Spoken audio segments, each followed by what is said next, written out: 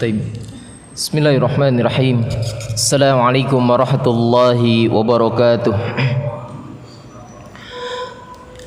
الحمد لله على إحسانه والشكر له على توفيقه وامتنانه وأشهد أن لا إله إلا الله وحده لا شريك له تعظيما لشأنه وأشهد أن محمدا عبده ورسوله الداعي إلى رضوانه اللهم فصل وسلم وبارك على نبينا محمد وعلى آله وأصحابه وإخوانه يا أيها الذين آمنوا اتقوا الله حق تقاته ولا تموتن إلا وأنتم مسلمون أما بعد. طيب أحبتي في الله معاشر الإخوة طلاب العلم بمجلس Masjid At-Taubah DMIA rahimani wa rahimakumullah. Alhamdulillah, tentunya hanya kembali kalimat pujianlah dan rasa bersyukur kita yang keduanya tetap kita panjatkan hanyalah kepada Allah Jalla wa Ala Rabbul Alamin, yang kita terus memastikan amalan hati kita, tuturan lisan kita dan juga perbuatan anggota badan kita meyakini semua kebaikan yang terus menyertai langgeng membersamai kita sampai sekarang kita duduk bersama beberapa saat ke depan. Seluruh nikmat tersebut kita yakini datang dari Allah Subhanahu wa taala ya. Terlebih yang pernah Anda sampaikan, bahkan pengakuan hati kita sejatinya kita enggak pantas ya. Enggak pantaslah dengan kenikmatan Allah yang terus berlimpah dibandingkan dengan dosa-dosa ya. Seringkali tergelincir pada maksiat, namun demikianlah rahmat Allah sangatlah luas dan juga tidak menjadikan rasa aman pada setiap diri-diri kita ya. Maka segera kita kembali beristighfar, bertaubat, memohon ampunan kepada Allah Subhanahu wa taala. Semoga Allah jadikan ana dan antum semuanya sebagai hamba-hamba yang pandai bersyukur.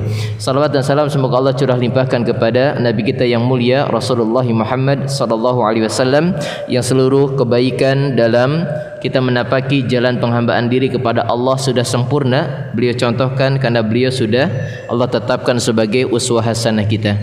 Yang semoga salawat dan salam terus Allah limpahkan bersambung kepada keluarga beliau, kepada istri-istri beliau dan kepada seluruh para sahabatnya radhiyallahu taala anhum ajmain seluruhnya tanpa terkecuali. Barakallahu fikum.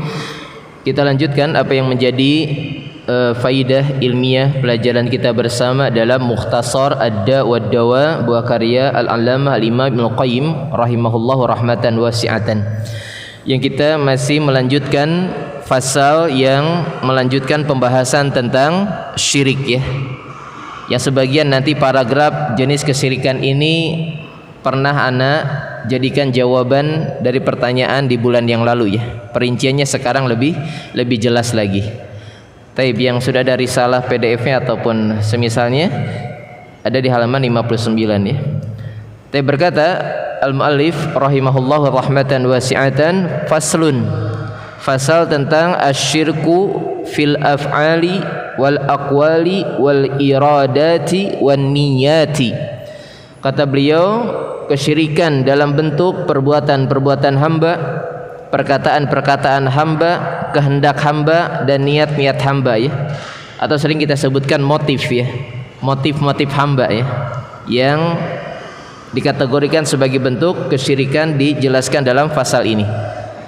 Jadi antum harus ingat pembahasan sebelumnya, yang intinya pembahasan sebelumnya syirik kepada Allah ada dua ya. Yang pertama syirik tentang zat-zatnya, sifat-sifat dan perbuatannya. Yang kedua syirik dalam ibadah dan muamalah. Adapun dalam zat dan sifat seperti syiriknya Fir'aun menolak bahwasanya Tuhan tidak ada, Namruz ya. Kemudian nanti kalau antum pelajari tentang syarah rinci rukun iman, bentuk kesyirikan terhadap zat Allah berarti apa? Ateis atau misalkan ta'addud, Tuhan berbilang gitu ya, seperti Hindu, Nasoro ya, kemudian Majusi. Nah, itu bentuk-bentuk kesyirikan dalam zat sifat Allah. Adapun dalam perbuatan ini yang kita rinci, yang disebut dalam kesyirikan dalam masalah ibadah, baik perbuatan, ucapan, perkataan, kehendak, motif ya, ataupun niat. Kata Al-Allamah rahimahullah, kata beliau, wa yatba'u hadha syirka asyirka bihi subhanahu wa ta'ala fil aqwal fil af'al wal aqwal wal iradat wan niyat.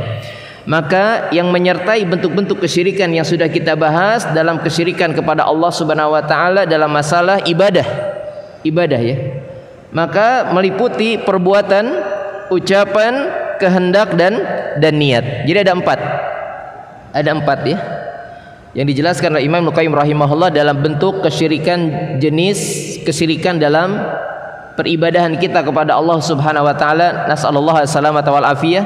Semoga tidak ada satupun bentuk kesyirikan yang menghinggapi, menjangkiti setiap amal ibadah kita. Amin Allahumma amin. Yang pertama dari 4 jenis kesyirikan tersebut, fasyirku fil af'al. Maka adapun jenis kesyirikan dalam bentuk perbuatan hamba beribadah kepada Allah Subhanahu wa taala, disebutkan oleh Imam Al-Qayyim di antaranya kasujudi li ghairi, sujud kepada selain Allah.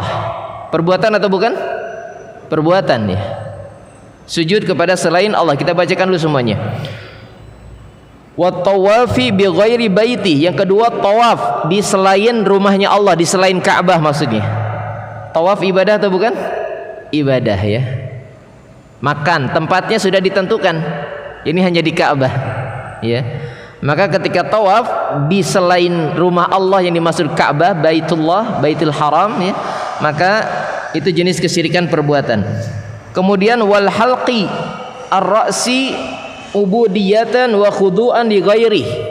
Mencukur rambut, botakin rambut, gundulin rambut dalam rangka niat beribadah dan ketundukan kepada selain Allah. Ada enggak orang yang digundulin dalam rangka beribadah tapi bukan kepada selain Allah? Ada dalam perbuatan manusia di alam semesta ini ada. Ya mungkin antum tahulah. Nanti kita jelaskan ya. Kemudian juga di antaranya wa taqbilul ahjar ghairil hajaril aswad ya. Kemudian wa taqbilil kubur wastilamiha. Di antaranya adalah mencium batu dalam rangka ibadah tapi selain hajar aswad. Selain hajar aswad ya.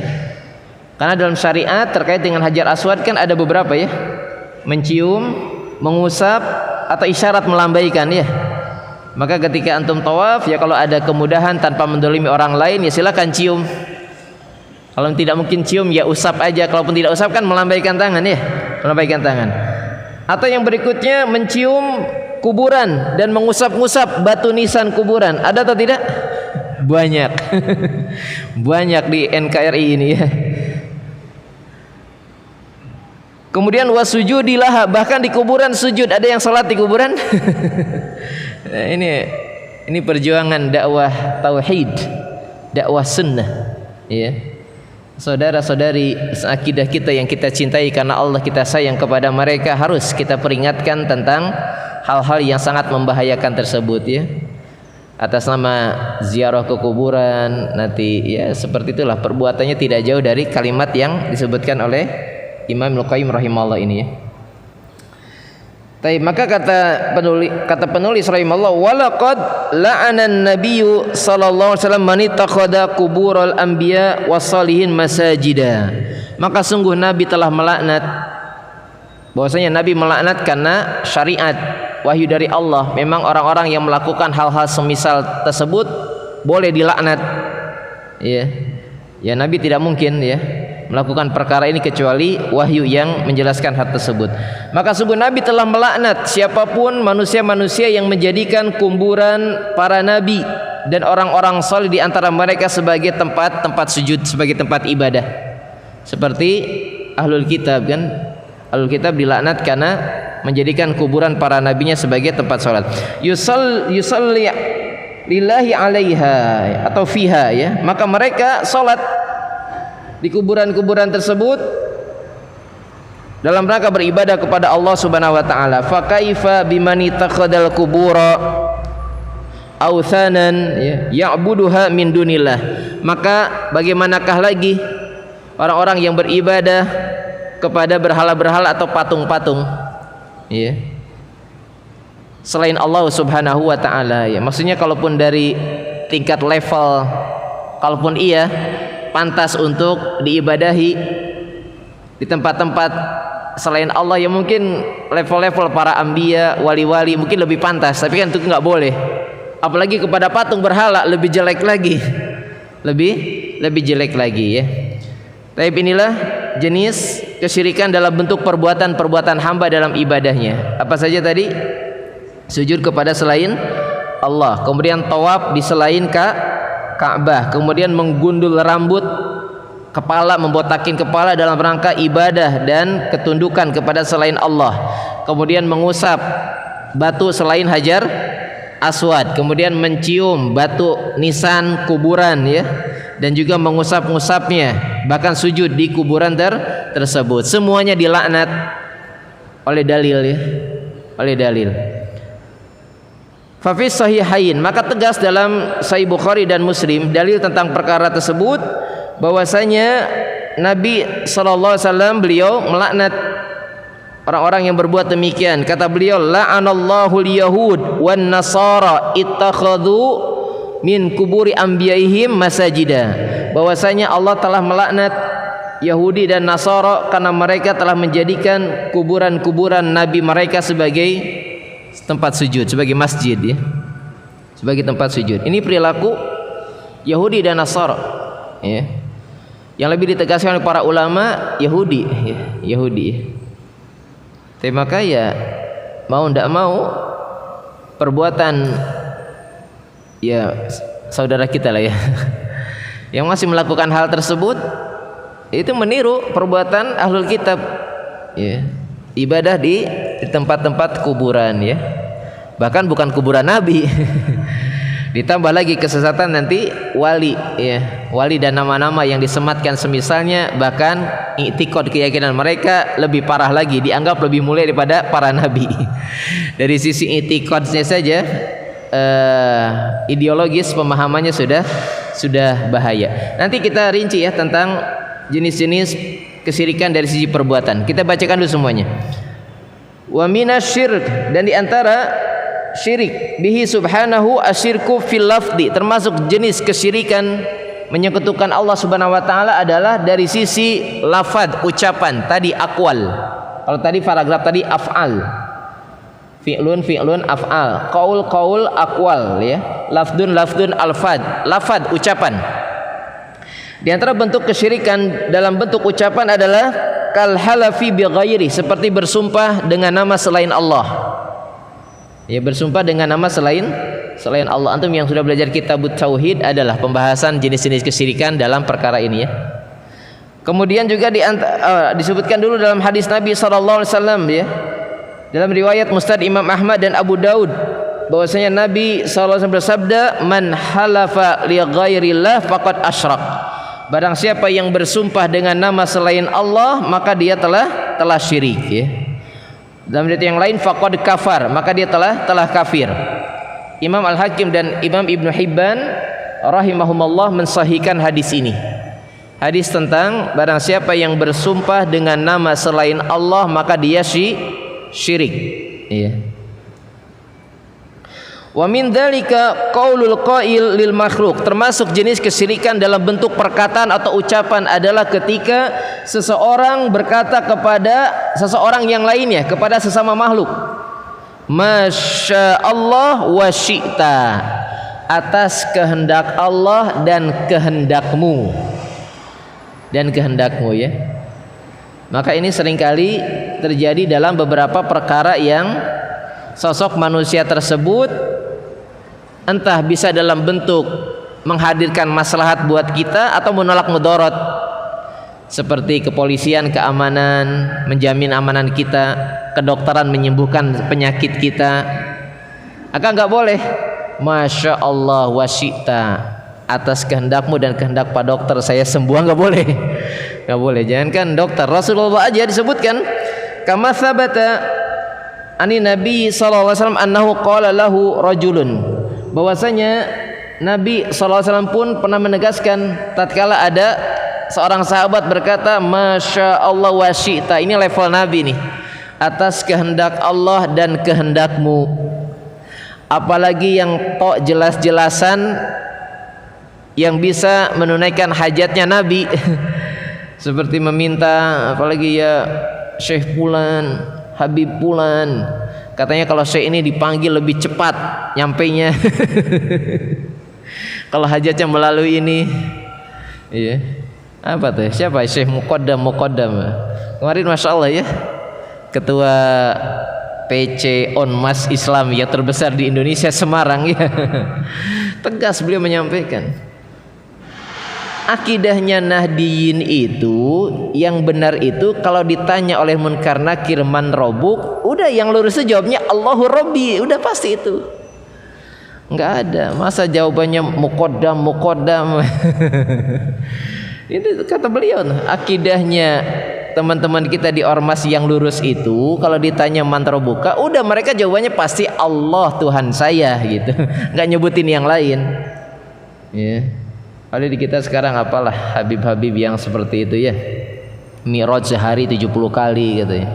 Subhanallah, Mi'raj 70 kali. Sampai kata beliau yang meyakini ucapan seperti itu berarti sehari dia kufur 70 kali katanya. Masya Allah. Nabi aja Mi'raj sekali, luar biasa perjalanan beliau. Ya. Ini 70 kali katanya Mi'raj sehari. Oh luar biasa. Kalimat kekufuran sekarang luar biasa ya. Kalau Allah mau mengadab suatu kaum harus izin dulu sama saya. Astagfirullah. Nabi Muhammad periodik waktu tertentu keluar dari kuburannya, keluar datang menghadapi saya dan harus senyum lutut saya. Subhanallah. Keji ya. Penghinaan ya. Penghinaan dia. Kalau Munkar Nakir mau mengadab penghuni alam kubur dan kita sedang berzikir dan ada syekh itu yang memimpin zikir, maka Munkar Nakirnya dimarahin oleh tersebut. Jangan kau ada penghuni kubur ini, kamu mengganggu zikir saya. Banyaklah di YouTube kekuburan begitu ya. Tapi Nabi pernah ada orang yang datang, Masya Allah wa syi'ta, atas kehendak Allah dan kehendakmu. Faqala, maka Nabi berkata menyanggah dengan keras kesalahan ucapan lelaki tersebut. Kata Nabi, aja'altani lillahi niddan, apakah engkau ingin menjadikan aku sebagai tandingan bagi Allah? Nabi malah bukan berbangga. Nabi meluruskan ya. Ketika ada ucapan yang berbau kesyirikan, kata Nabi, apakah engkau ingin menjadikan aku tandingan bagi Allah? Maka yang benar kul masya Allahu wahdah, udah atas kehendak Allah semata saja, udah gitu aja, nggak ada wa-nya, nggak ada, udah masya Allah qat, udah cukup. Jangan wasyita wasya'afulan wabiwasilati fulan, enggak, udah masya Allah ya.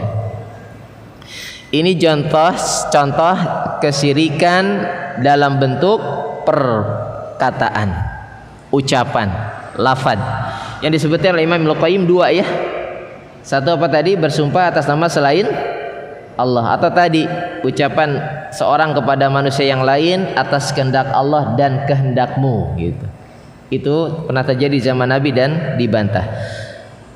Taib. Lihat kata Imam Al-Qayyim nih. Setelah menyebutkan kalimat inti dua jenis kesyirikan dalam bentuk perbuatan dan ucapan, ketika akan masuk merinci tentang jenis kesyirikan dalam iradah kehendak dan niat atau motif lah bahasa kita, motif ya, tujuan dibalik hatinya, maka kata beliau, wa amma syirku fil iradati wan niyat fadzalikal bahrul ladzi la sahila lahu. Adapun model kesyirikan dalam bentuk kehendak dan niat, keinginan dan niat, motif lah bahasa kita, maka itu laksana samudra lautan yang tiada tepian. Apa maksudnya? Pintu untuk terjerumus dalam bentuk kesyirikan, keinginan dan niat, tujuan tadi itu lebih terbuka lebar. Iya. Dan modelnya, variannya lebih beraneka ragam. Contoh pengen apa? Dipuji, popularitas, jabatan, wanita yang ingin dinikahi. Nah, itu iradat, itu niatnya rusak. Yang kata beliau kalau dalam kitab aslinya semuanya adalah iradat dan niatnya duniawi semuanya. Maka dalam kitab tauhid dibahas apa? Iradatud dunya bil a'malil akhirah ya. Kehendak tujuan menggapai dunia dengan amal-amal akhirat. Itu dirinci oleh para ulama, antum yang belajar kitab tauhid. Kalau mendominasi tujuan akhiratnya dan ada sisipan dunia masih selamat. Kalau 50-50 saling menjatuhkan. Kalau lebih besar tujuan duniawinya yaitu kesyirikan, ya. Tapi seperti lautan bahtera yang tidak ada tepian kata beliau. Ya. Kata beliau waqalla man yanju minhu, maka sungguh sangat sedikit sekali yang bisa selamat dari jenis kesyirikan yang ketiga dan keempat atau sering dibahas berbarengan ya. Jenis kesyirikan apa? Keinginan dan niat, tujuan, motif lah bahasa kita, motif ya. Maka kata beliau waqala man yanju minhu, sangat sedikit yang bisa selamat dari jenis kesyirikan model ini. Faman arada bi ilmihi ghaira wajhillah aw nawa syai'an ghaira at-taqarrub ya ilaihi wa talabil jazaa'i minhu ya. Maka barang siapa yang menginginkan bi amalihi dengan amal-amalnya selain wajah Allah Subhanahu wa taala, atau dia meniatkan sesuatu dari setiap amalnya tersebut selain mendekatkan diri kepada Allah atau bukan dalam berharap berburu pahala di sisi Allah. Jadi ketika amalannya apa? Tidak diniatkan untuk wajah Allah, tidak diniatkan untuk taqarrub kepada Allah semata, tidak diniatkan hanya untuk berharap pahala dari Allah saja ya. Maka kata beliau faqad asyrak fi niyati wa iradatihi, maka sungguh dia telah jatuh pada kesyirikan dalam bentuk kesyirikan niat dan kehendak atau keinginan. Wal ikhlasu, adapun beliau menegaskan benar-benar amalan yang selamat masuk dalam kategori ikhlas murni. Selamat amalan tersebut ayyukhlisa lillahi fi aqwali wa af'ali wa iradatihi wa niyatihi. Ini level kriteria sebuah amal benar-benar pada top level keikhlasan adalah steril dari 4 bentuk kesyirikan ini, baik perbuatan ataupun perkataan ataupun keinginan, kehendak, iradah ataupun niat. Tadi yang paling sedikit selamat adalah niat, kehendak dan niat. Contoh gimana? Yakinlah kalau antum yang sudah ngaji perbuatan lebih minim harusnya jatuh pada kesyirikan. Emang ada yang masih nyembah berhala? Enggak ada lah. Antum masih ada yang batu-batu keramat, jimat-jimat. Semakin ngajinya benar, nggak kemungkinan untuk syirik perbuatan, enggak lah. Tangkal-tangkal, jimat-jimat, benda-benda keramat, apalagi datang ke kuburan, sholat di kuburan, doa-doa minta kepada orang yang mati. Semakin ngaji kan harusnya enggak melakukan hal tersebut. Tapi orang yang sudah ngaji pun belum tentu selamat kalau jenis kesyirikan yang 3 dan 4, keinginan dan niat. Banyak ya.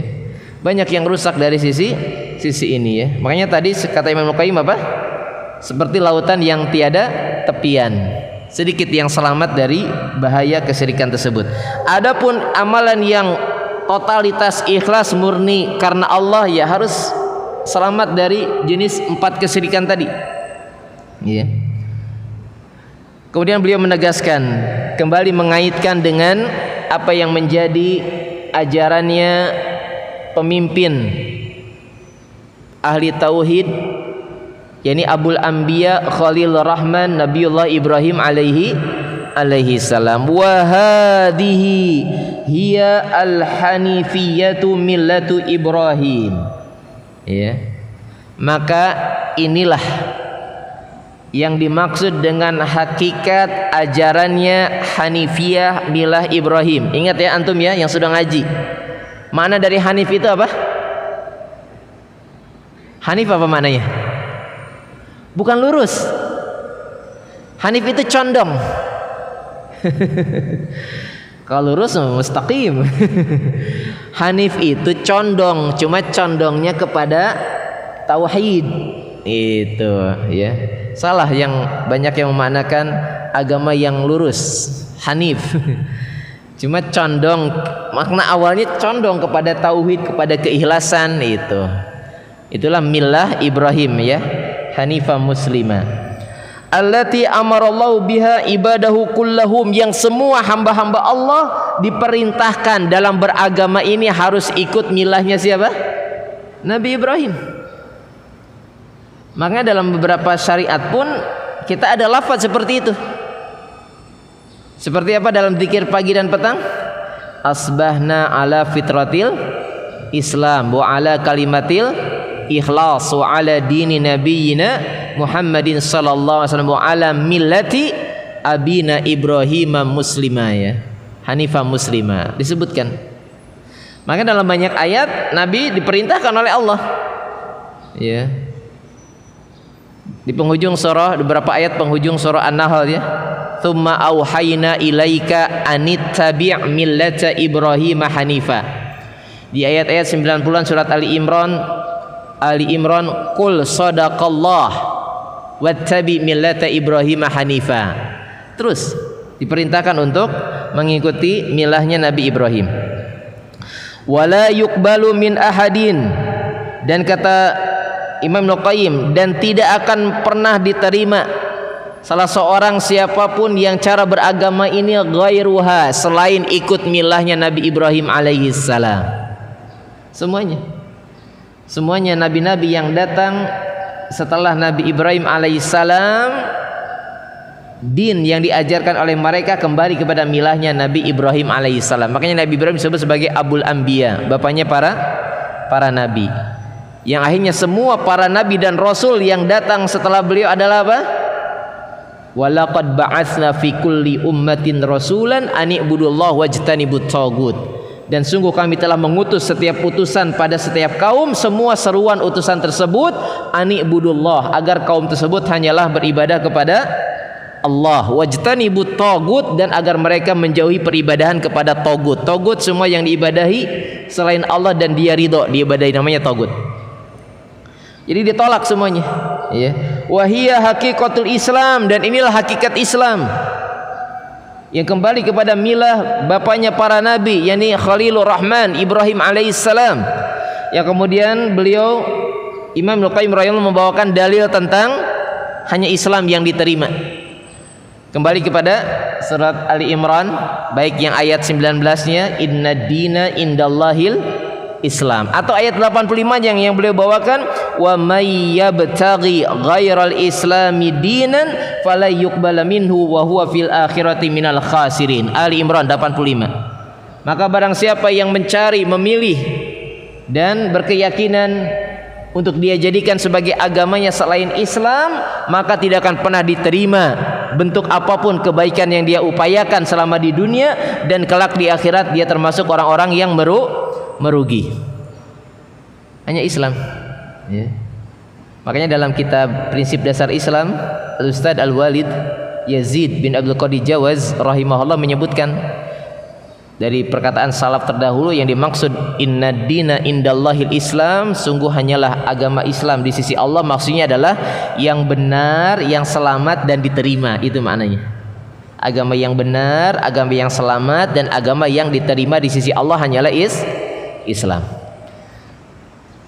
Wahiyya millatu Ibrahim, dan dialah milah Ibrahim, dipertegas lagi oleh beliau, allati man ragiba anha, maka siapapun yang tidak relate, apalagi membenci, apalagi menyelisihi, menentang dari milah Ibrahim tersebut, fahuwa min asfahis sufaha, maka model manusia yang tidak mengikuti jejak milah Nabi Ibrahim.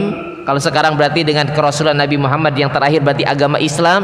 Siapa yang tidak masuk berkeyakinan dengan agama Islam ini, mereka akan jadi sebagai manusia paling bahlul paling bodoh.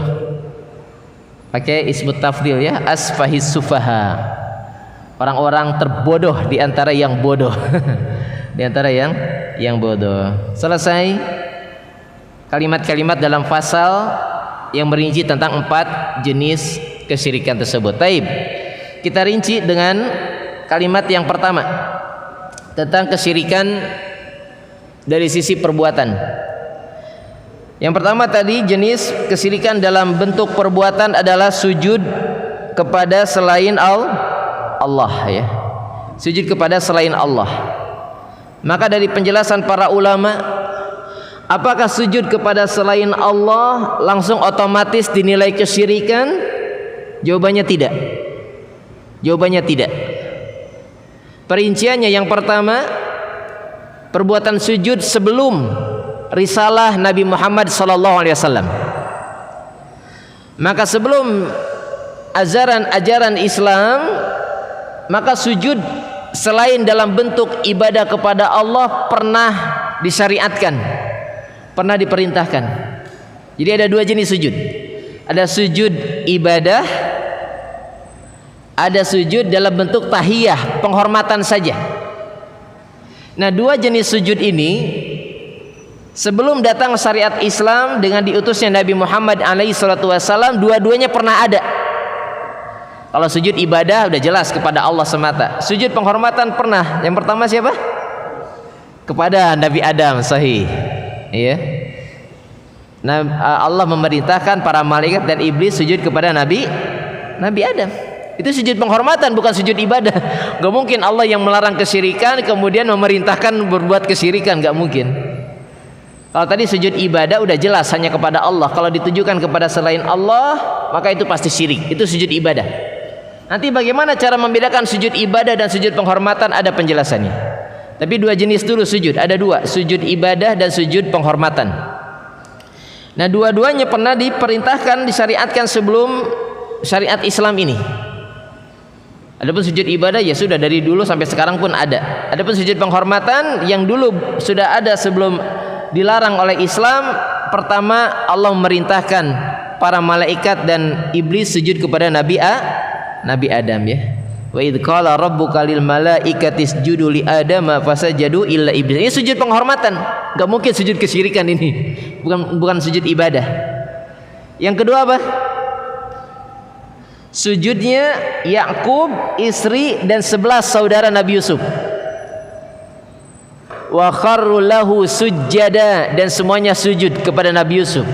Ketika singkat kisah sudah Nabi Yusuf dimuliakan oleh Allah dengan prinsip al khairu khiratullah, yang terbaik adalah pilihan Allah, harus dihasadi dulu oleh 10 saudaranya karena Bunyamin tetap sayang sama Yusuf ya.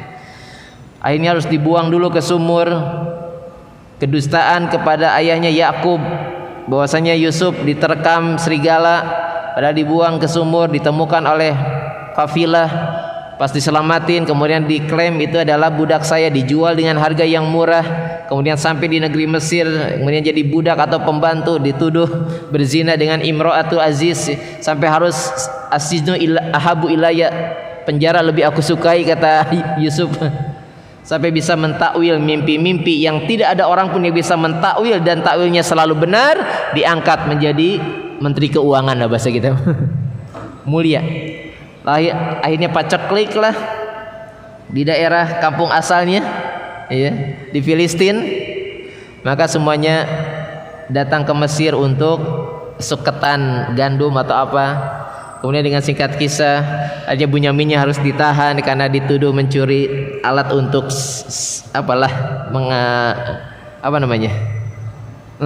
menakar ya, dan seterusnya. Akhirnya dengan cara itu Nabi Yusuf ingin memboyong semua keluarganya ke daerah yang beliau dimuliakan di negeri tersebut, dengan jejak perjalanan hidup yang luar biasa dari ujian yang satu ke ujian yang lain.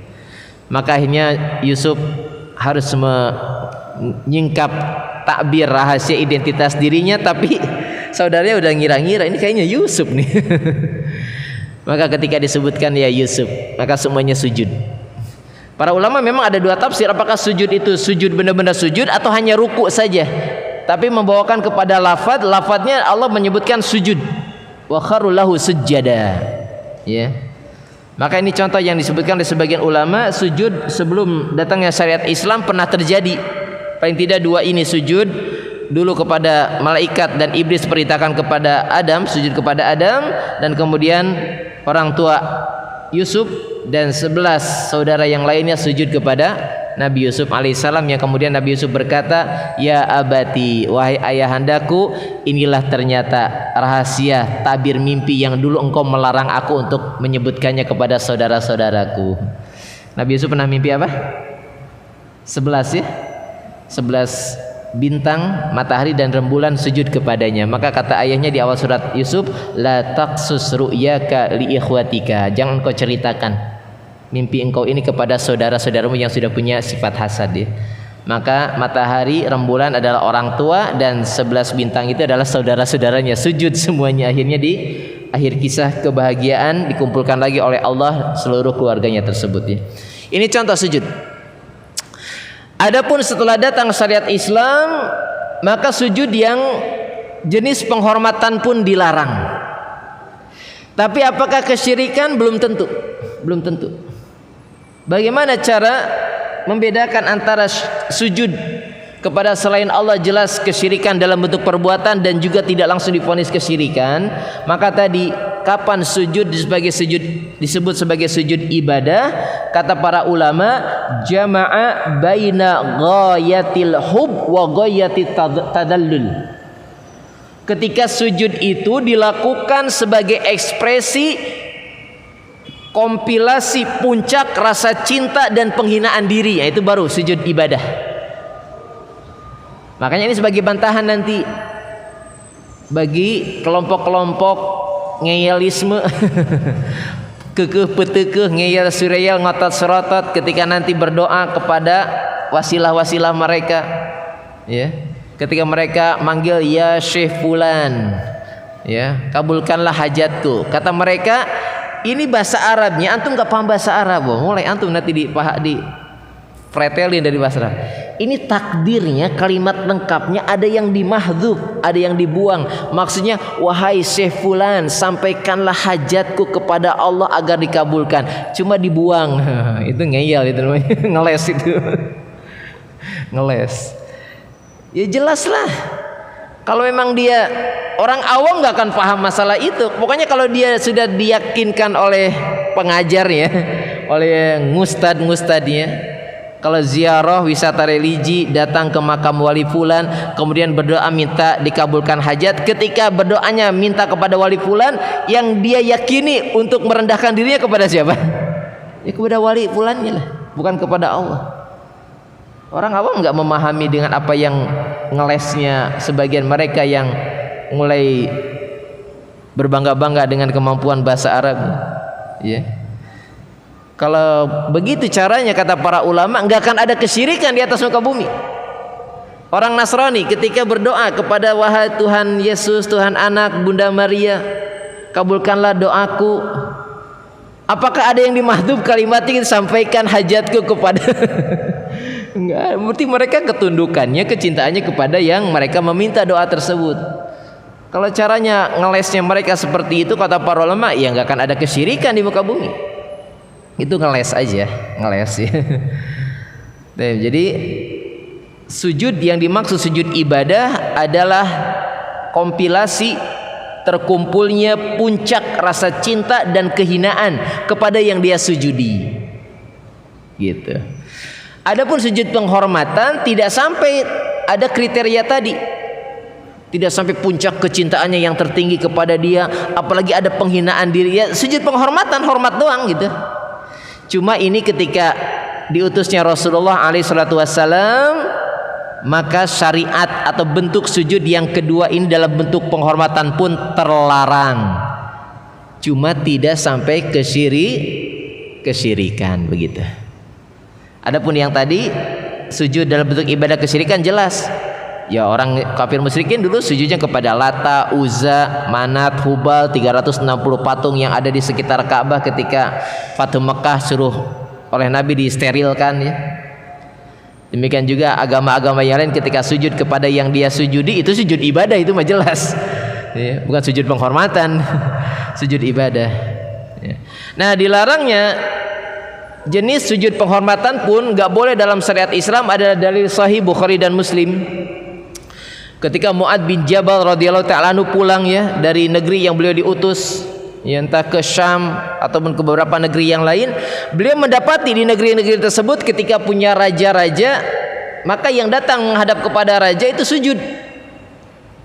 Maka Mu'adz punya inisiatif. Kalau bahasa kita mah, nabi gue lebih pantas disujudi daripada para raja itu gitu. Punya inisiatif Mu'adz. Maka datang pulang dari diutus menghadap kepada Nabi, Mu'adz sujud. Ya. Dalam satu riwayat kata Nabi, "Ya Mu'adz, ma'adza fa'ala hadza?" Mu'adz, apa yang kamu lakukan ini sujud? Enggak boleh. Kata Mu'adz, di negeri yang engkau telah utus aku ke negeri-negeri tersebut, raja-raja mereka disujudi oleh para kaumnya, para penduduknya negeri tersebut. Maka engkau lebih pantas kami sujudi wahai Rasulullah. Kata Nabi, enggak boleh. Muncullah hadis tentang apa? Lau kuntu amiran an yasjudal mar'a, ya, atau ahadan li ahadin aw li ghairillah la amartul mar'ata an tasjuda li zaujiha li idami haqqihi 'alaiha. Sahih Bukhari. Dan kata Nabi, kalaulah aku diperbolehkan merintahkan seorang untuk sujud kepada yang lainnya atau kepada selain Allah, yang akan aku perintahkan adalah seorang istri sujud kepada suaminya, karena saking agungnya hak suami terhadap dirinya. Tapi boleh atau tidak? Enggak boleh kan, di dalam awal hadisnya lau kuntu amiran, kalau boleh aku perintahkan, enggak boleh. Jadi kalaupun ada yang boleh diperintahkan manusia sujud kepada makhluk yang lain adalah istri kepada suami, itu pun terlarang. Maka apalagi yang lain yang enggak boleh. Nabi langsung meluruskan pemahaman Mu'adz. Ya Mu'adz, ya berinisiatif aja. Ya sahabat juga enggak ada yang maksum ya. Langsung Nabi ingatkan, enggak boleh, enggak perlu disujudi. Nabi juga enggak suka, bahkan standing applause juga enggak suka. Ya, ketika Amul Wufud, tahun banyak delegasi, mulai dari tahun 6 Hijriah, banyak delegasi itu ketika Nabi sudah peperangan menang terus, ekspansi superpower Imperium Bizantium, Romawi, Persia, udah banyak dikalahkan, banyak delegasi yang datang. Maka ketika sudah berkumpul di sebuah ruangan, Nabi masuk, mereka berdiri. Langsung Nabi, la tutruni kama atratin nasara Isa ibn Maryam fa inni Abdullah faqul inni Abdullah wa rasuluh. Kata Nabi, jangan kau perlakukan aku seperti Nasara memperlakukan berlebih-lebihan Isa, ini sampai derajat ketuhanan, jadi anak Tuhan. Enggak boleh. Ya. Aku ini hanya hamba Allah, maka katakan aku ini hamba Allah dan Rasulnya. Maka kata Imam Malik bin Anas, sungguh kamilah yang paling tahu apa yang dicintai oleh Nabi, dan kami mengetahui di antara yang Nabi benci adalah kalau kami berdiri menyambut kedatangan beliau. Sahabat paling tahu, maka mereka nggak melakukannya. Kalau sekarang orang soleh sekarang gimana? Kalau jamaahnya nggak berdiri, ya, tendang, songong diri kamu. Atau kalau nggak berdiri, ada dalam videonya, jangan jadi demo. Semua yang trans di demo, hanya 2 yang nggak di demo, apa? Transformer dan transgender ya. Yang lain di demo semua. Sampai kalau kata Ustadz Ilham Tabrani hafidhullah, andarikan yang melakukan kesalahan stasiun Indosiar pasti yang di demo Indomaret, enggak, ini jokes ya. Tapi jadi sampai ada yang kalau ustadznya meskipun tidak berdiri tapi santrinya sujud, ustadznya datang lewat karpet merah. Enggak begitu ya. Nah, ini jenis sujud. Maka jenis sujud yang kedua pun terlarang dalam Islam, enggak boleh ya. Bahkan untuk lebih syaddud dzari'ah, menutup celah rapat-rapat agar jangan sampai jatuh pada perkara tersebut. Lihatlah perbuatan para ulama ahli sunnah, mereka nggak mau. Kalau diantara kita jamaah yang biasa mungkin jabat tangan aja, nundukin kepala dikit aja, ya kita yakin jamaah kita bukan berarti untuk dalam bentuk sujud ibadah tadi atau ruku, hanya hormat saja kepada alim ulama. Tapi itu terlarang juga. Tapi nggak kita hukumi kesyirikan, karena itu hanya sampai dalam batas penghormatan aja. Maka kalau para ulama kita ada yang nunduk sampai jabat tangan itu, irfa ra'sak, jangan angkat kepalamu, atau irfa unuqah, angkat bahumu. Oh usah, apalagi cium tangan. apalagi ngesot, ngerangkak, nyiumin kakinya, ngamplopin juga. Repot kalau kita repot ya. Enggak boleh. Tapi ini sujud. Maka sujud ada dua. Jadi antum dengan pembahasan rincian ini harus paham. Ya. Adapun yang diperbuat seperti sujud tadi di tempat kuburan, gimana kita mau enggak membawakan kepada bahaya kesyirikan? Sebutlah kalaupun memang sampai batas penghormatan, rentan, itu beresiko. Terlebih lagi praktikannya ternyata lebih ke arah sujud ibadah. Betul apa benar? Yang sujud-sujud di kuburan, sujud penghormatan atau sujud ibadah? Ibadah lah. Sujud penghormatan. Taib. Kemudian yang berikutnya tawaf. Tawaf. Udah maghrib. Masya Allah, cepat sekali. Tawaf di selain Ka'bah. Ada. Karbala, makam Husain. Ada juga tawaf di Gunung Lawu, pegunungan, bebatuan, kolam renang yang ada batunya. Kenapa? Karena ini mengangkat tandingan syiar agama Allah. Syiar agama Allah satu-satunya tempat yang boleh kita mengelilingi dalam rangka ibadah hanya Ka'bah. Kalau ada yang diangkat untuk dalam rangka ibadah berkeliling tempat tersebut, itu namanya mengambil tandingan dalam syiar Islam. Kalau dalam rangka ibadah jelas, itu jelas kesyirikan. Kalau ternyata itu hanya mengada-ngada dalam bentuk perbuatan ibadah mereka, ya bid'ah. Paling tidak bid'ah lah. Menggunduli ada contoh-contohnya ya. Dan kuburan paling banyak di kita sebagai penutup, ya memang kuburan ini paling berbahaya. Makanya di akhir-akhir hadis Nabi ketika wafat banyak mengingatkan tentang Nabi berlindung diri. Ya, Allahumma la taj'al qabri idan, wahai Allah jangan jadikan kuburanku sebagai id. Manusia balik lagi dalam rangka ibadah. Kecuali kalau kita lagi safar umroh, ya ada ziarah makam Nabi. Itu pun ada pembatas. Kenapa kata sebagian ulama? Agar nggak ada yang keliling. Bahaya kalau ada yang keliling Nabi. Sebagian kita latah ya. Ada yang ngusap-ngusap pintu Masjid Nabawi aja, ada ikut-ikutan. Ustaz Firanda pernah ditanya kan ya, Ustaz gimana hukum kita mengusap-usap pintu Masjid Nabawi? Kata Ustaz Firanda sambil bercanda, nggak usah, udah ada petugas yang membersihkannya. Latah kita itu. Antum aja ngambil jadi contoh ngusap-ngusap pintu 19 mau ikut kajian Dr. Ariful Bahri. Ada yang lihat antum ngusap-ngusap, ada yang ngikutin. Jangan. Ya, rentan ya. Jadi lagi kuburannya paling banyak diingatkan sebagai penutup hadis dari ibunda kita Aisyah. Kata ibunda kita, ada satu kelompok manusia idza mata fihim rajulun shalih ay abdun shalih. Ada sekelompok manusia kalau ada yang meninggal di tengah-tengah mereka hamba yang shalih atau orang yang shalih, fabanau makbarahum, maka mereka membangun kuburan-kuburan mereka. Fasawwaru aswaratahum, maka mereka pun melukis-lukis, memberikan gambaran, ada fotonya dipajang. Akhirnya mereka pun beribadah di kuburan tersebut. Kata ibunda kita, Nabi berkata, ulaika syirarun min khalqillah, mereka itulah manusia-manusia terjelek di hadapan Allah. Kata Ibnu Qayyim, dua perbuatan mereka yang menjadi jelek di hadapan Allah, membangun kuburan mereka dan membuat prasasti gambar-gambar tentang orang solih tersebut. Betul apa tidak? Betul. Biasanya kalau yang terjadi kesyirikan di sekitar kuburan ada dua identitas ini. Kuburannya dibangun atau tidak? Dibangun, tembok, pagar, kulambu, lampu, tambah fotonya. Lengkap udah. Wallahu a'lam bishawab. Silakan adzan dulu, kalau ada pertanyaan nanti setelah adzan. Kalau ada pertanyaan, intinya kalimat-kalimat inti dari pasal tentang jenis kesyirikan perbuatan, ucapan, keinginan dan niat sudah kita bahas. Adapun tadi tambahan sekitar jenis kesyirikan dari sisi perbuatan yang banyak ya dilakukan oleh sebagian saudara kita, namun yang paling berbahaya tadi hampir-hampir sedikit yang selamat dari kesyirikan niat ya, tujuan ataupun motif dalam beramal solih.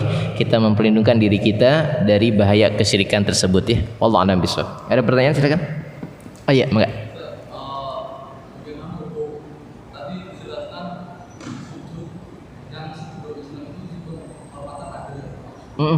Kalau di jalur yang sekarang itu sungguh Ustaz. Iya. Itu hukumnya gimana? Taip. Kemudian yang kedua, Ya, mangga.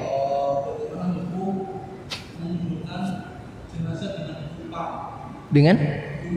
Oh, ditumpang di situ. Iya. Taib afan, barakallahu fiik wa jazakallahu khairan. Dua pertanyaan yang bermanfaat. Yang pertama tadi terkait dengan praktikan sujud ya. Yang kalau tadi menarik kembali ke awal tentang apa yang disebutkan oleh para ulama, ada jenis sujud yang pernah diperintahkan oleh Allah tentang kisah Nabi Adam dan Nabi Yusuf ya. Bagaimana dengan di tempat kita tradisi kebiasaan yang disebut sebagai sungkeman ya.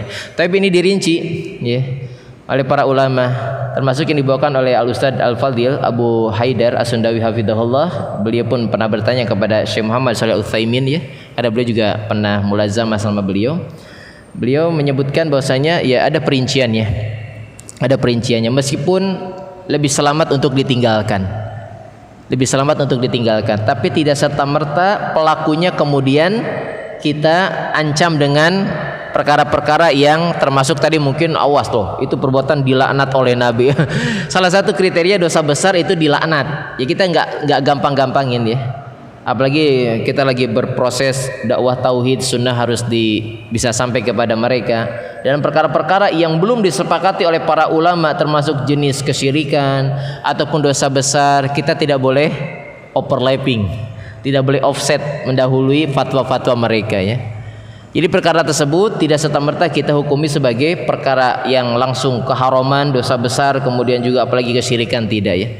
Cuma dikhawatirkan perbuatan tersebut nyerempet-nyerempet ya kepada hal yang berbau kesyirikan. Dan kita yakin kondisi badan yang sedikit membungkukkan tersebut untuk beberapa aktivitas tidak dalam rangka ibadah. Betul atau tidak? Contoh, seorang ibu memasangkan celana balita, balita atau anak-anak yang belum pakai celana sendiri, membungkukkan tidak badannya? Ayo dek, sini mama pakaiin celana. Mama tetap berdiri tegak, nggak boleh turun badan mama. Anaknya yang diangkat gitu. Atau masya Allah ya, disebutkan kisah romantis salah seorang ikhwan kita sampai istrinya meninggal ya, masya Allah ya. Jadi istrinya ketika berumah tangga tidak pernah, kalau memang suaminya sedang mukim, tidak sedang safar, tidak boleh suaminya pakai sepatu kecuali sama istrinya dipakein, masya Allah, dan disemirin dulu ya. Makanya ketika istrinya meninggal, permintaannya kepada suaminya salah satunya, abang, mana sepatu abang, masya Allah ya. Saya pengen nyemirin sepatu abang, mungkin ini terakhir, masya Allah. Ya. Ketika istri pakein sepatu suami, nunduk atau tidak? Ayah mana kaki? Ayah sini angkat. Enggak lah, istri yang turun lah.